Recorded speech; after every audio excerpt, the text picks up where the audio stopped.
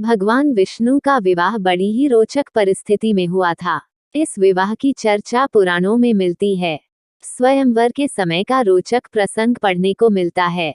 आओ जानते हैं श्रीहरि विष्णु और माता लक्ष्मी का विवाह की रोचक कथा।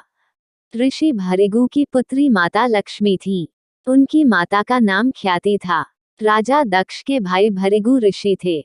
एक बार लक्ष्मी जी के लिए स्वयंवर का आयोजन हुआ।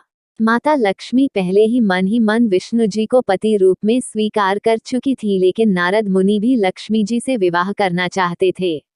नारद जी ने सोचा कि यह राजकुमारी हरि रूप पाकर ही उनका वरण करेगी।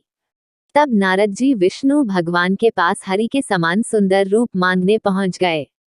विष्णु भगवान ने नारद की इच्छा के अनुसार उन्हें हरि रूप दे दिया। हरि रूप लेकर जब नारद राजकुमारी के स्वयंवर में पहुंचे तो उन्हें विश्वास था कि राजकुमारी उन्हें ही वरमाला पहनाएगी, लेकिन ऐसा नहीं हुआ। राजकुमारी ने नारद को छोड़कर भगवान विष्णु के गले में वरमाला डाल दी। नारद जी वहां से उदास होकर लौट रहे थे तो रास्ते में एक जलाशय में उन्होंने अपना चेहरा देखा। अपने चेहरे को देखकर नारद हैरान रह गए, क्योंकि उनका चेहरा बंदर जैसा लग रहा था। हरि का एक अर्थ विष्णु होता है और एक अर्थ वानर भी होता है। भगवान विष्णु ने नारद को वानर रूप दे दिया था। नारद समझ गए कि भगवान विष्णु ने उनके साथ छल किया।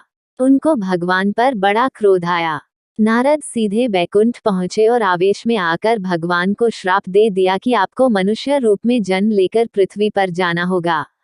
जिस तरह मुझे स्त्री का वियोग सहना पड़ा है, उसी प्रकार आपको भी वियोग सहना होगा। इसलिए राम और सीता के रूप में जन्म लेकर विष्णु और देवी लक्ष्मी को वियोग सहना पड़ा।